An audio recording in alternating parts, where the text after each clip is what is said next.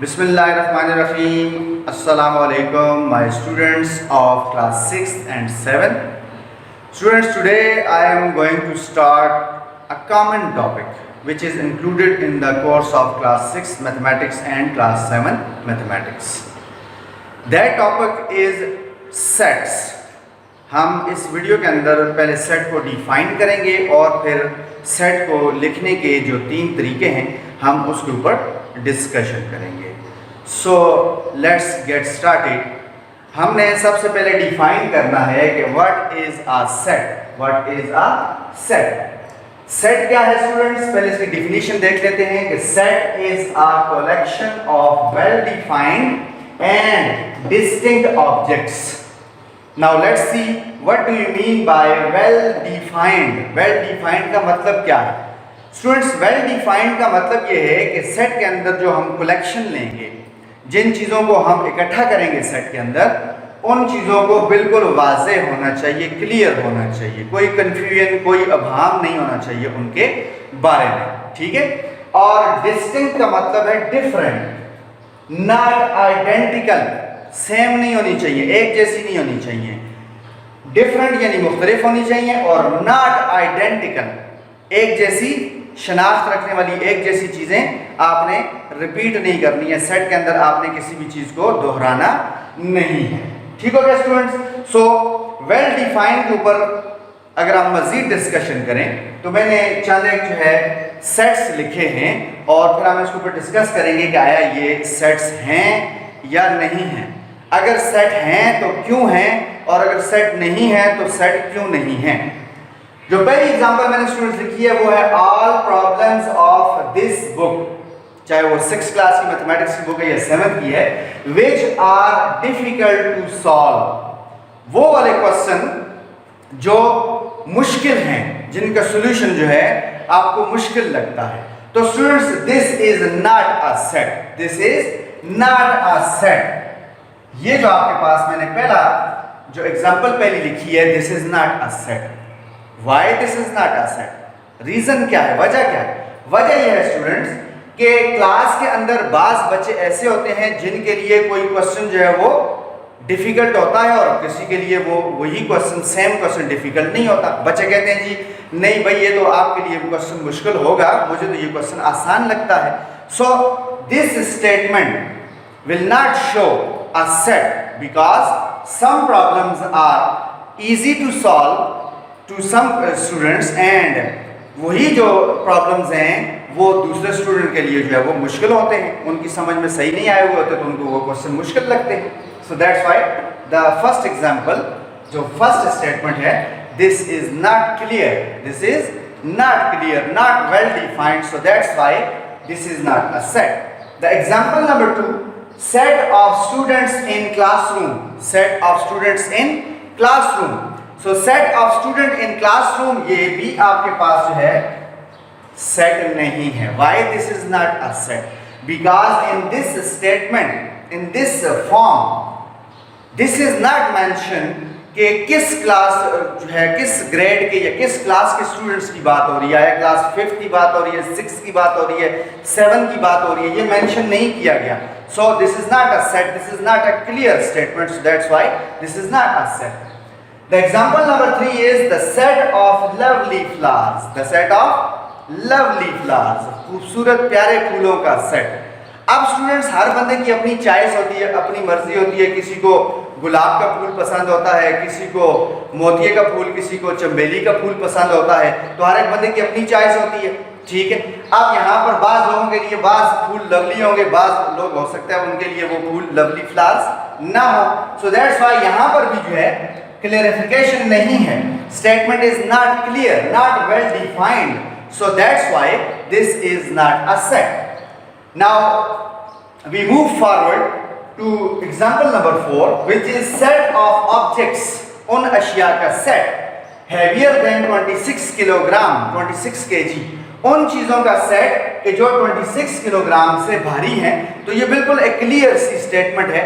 जिन objects का wait या मास जो है 26 से ज़्यादा होगा, 27, 28, 29, तो हम उन ऑब्जेक्ट्स को सेट के अंदर इंक्लूड कर देते हैं। सो this is a set, this is a clear statement, so well defined statement, so this is a set. Now the next example is books in your school bag. ये भी एक बिल्कुल क्लियर सी statement है। आपके school bag के अंदर जो इस्लामियात की, मैथ्स की, इंग्लिश की, उर्दू की डिफरेंट बुक्स होती हैं, ठीक है, और आप इजीली इस स्टेटमेंट को समझ जाते हैं। कोई बंदा आपसे आपकी बुक्स के बारे में बात करता है तो आप बिल्कुल क्लियरली इस स्टेटमेंट को समझ जाते हैं। सो this is also a set. Now the next example is counting numbers from 5 to 10। आप 5 से 10 तक नंबर्स को बिल्कुल गिन सकते हैं। 5, 6, 7, 8, 9, 5, 6, 7, 8, 9, 10। सो this is very clear and well defined statement, जिससे आप इजीली समझ जाते हैं कि किन नंबर्स की बात हो रही है, कहां से कहां तक हमने नंबर्स को काउंट करना है। So this is also a set. ठीक हो गया स्टूडेंट्स?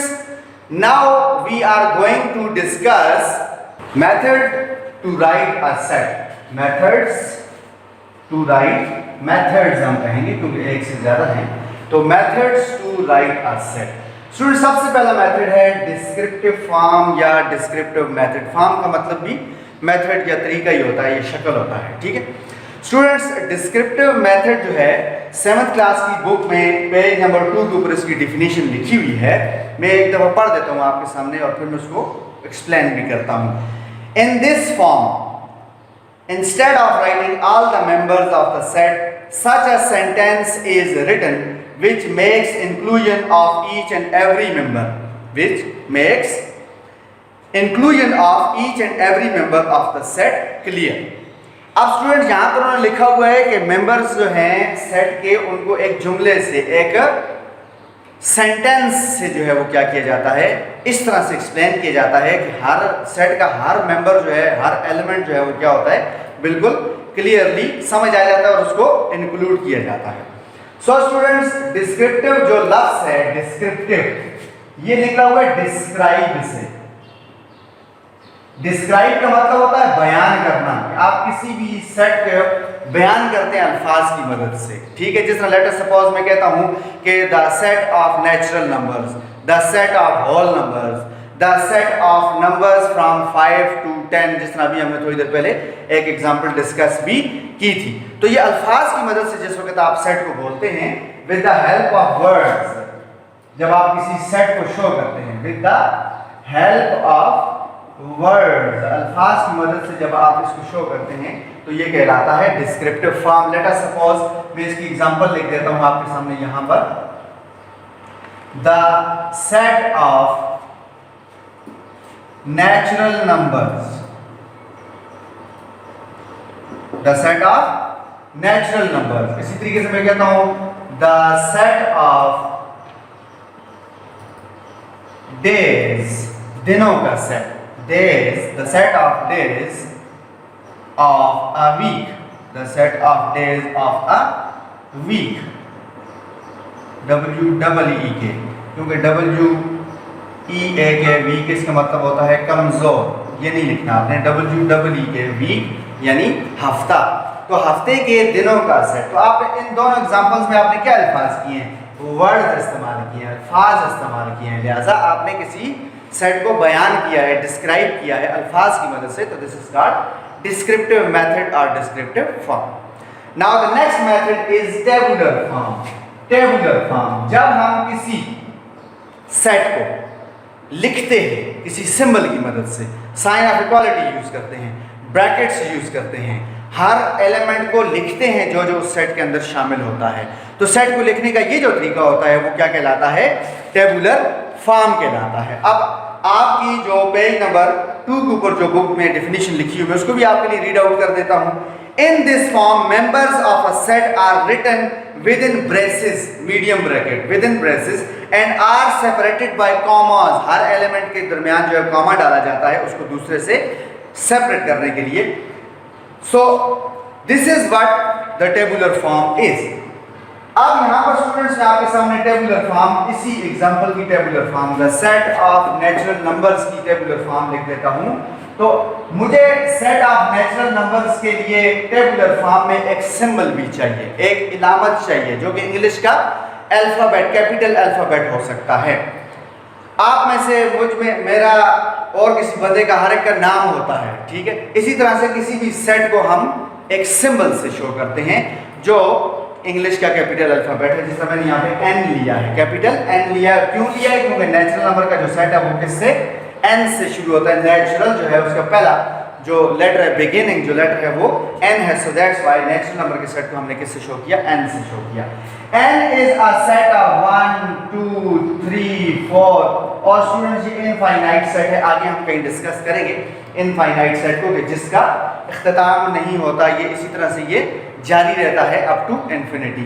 सो स्टूडेंट्स यहाँ पर आप देख सकते हैं कि हर एलिमेंट जो है वो सेपरेट है with the help of a comma, ठीक है।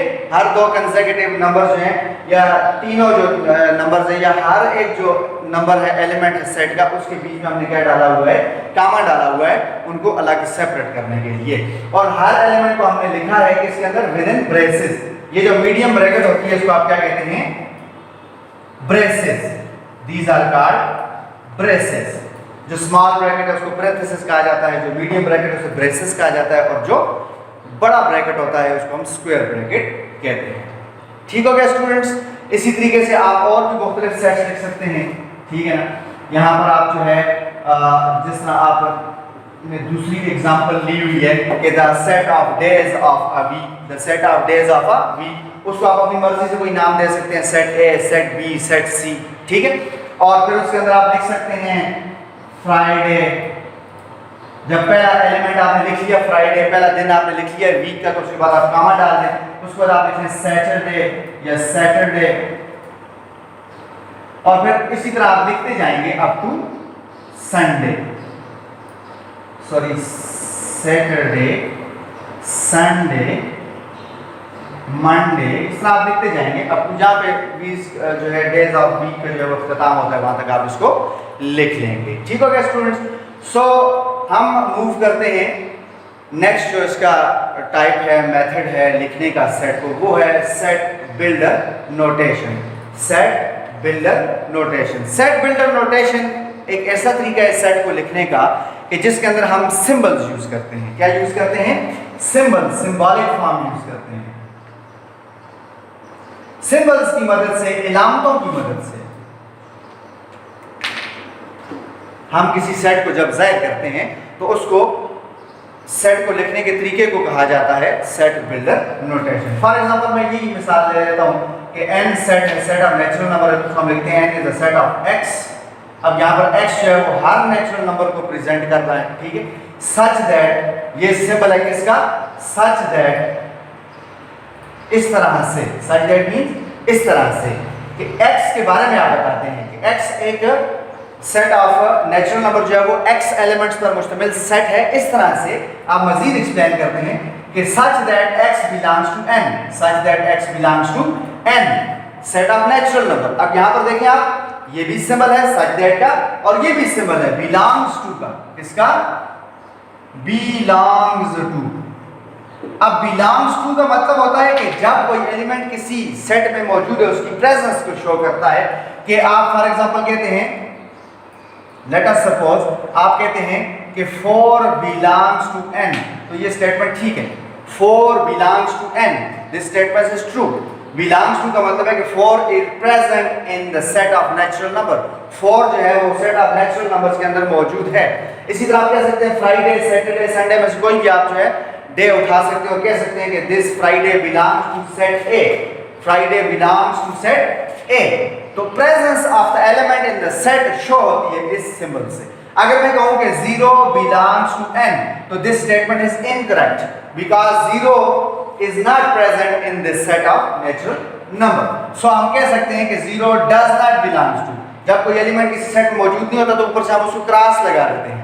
जिस तरह आप देखते हैं कि रोड के किनारे बास जगहों पर जहाँ पे गाड़ियाँ पार्क नहीं करनी होती तो वहाँ पर P के ऊपर इस तरह बोर्ड से बना होता है, P के ऊपर क्रॉस लगा होता है, जिसका मतलब है कि यहाँ पे आपने गाड़ी पार्क नहीं करनी। इसी तरह से जब कोई एलिमेंट जो है, कोई नंबर जो है वो सेट ऑफ नेचुरल नंबर के अंदर मौजूद नहीं है तो आप कहेंगे कि 0 does not belong to set of natural number. So students, हम बात कर रहे हैं सेट बिल्डर नोटेशन की, तो n is the set of x such that x belongs to n. So this is the symbolic representation of the set of natural number, and this method to write a set is called set builder notation. ठीक हो गया students? All the three methods to write a set हमने describe कर लिए हैं, बयान कर लिए हैं, एक्सप्लेन कर लिए हैं। I hope students of 6th class and 7th class आपको मेरा ये लेक्चर, ये explanation about set and methods to write a set बहुत अच्छी तरीके से समझ आया होगा, और आई होप कि आप इसको अच्छे से समझेंगे भी और इसको लिखेंगे भी अपनी नोटबुक्स के ऊपर। ठीक है, लिखना बहुत ज़रूरी है, प्रैक्टिस बहुत ज़रूरी है, सो आपने करनी है। प्लीज़ मेरे चैनल को भी सब्सक्राइब करना है, लर्निंग विद शाह, और इंशाल्लाह अगली टॉपिक के साथ अगले वीडियो के अंदर हम इंशाल्लाह आपसे बहुत जल्द मुलाकात करते हैं। तब तक के लिए अल्लाह हाफ़िज़।